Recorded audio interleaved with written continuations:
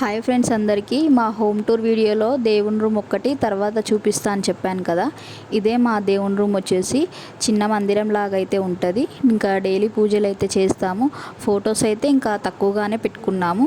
ఇంకా పండగలకైతే ఇలా మంచిగా మామిడి తోరణం అయితే కడతాము. దేవుళ్ళ ఫొటోస్కి అయితే పైన మాత్రమే బొట్టు పెడతాము. ఎందుకంటే దేవుళ్ళ ఫేస్ మీద బొట్టు పెడితే ఇంకా సరిగ్గా కనబడరని ఎక్కడో వీడియోస్లో చూశాను, గరికపాటి గారు చెప్పడం వల్ల.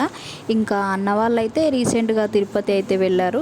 అక్కడ నుంచి లడ్డు తెస్తే ఇంకా రూమ్ అంతా శుభ్రం చేసి లడ్డూలు పెట్టి దేవునికి అయితే పూజ చేశాము. ఎవరు టెంపుల్స్కి వెళ్ళినా కూడా దేవుడు అయితే మన వెంటే మన ఇంటికి వస్తాడని చాలామంది చెప్తుంటారు కదా.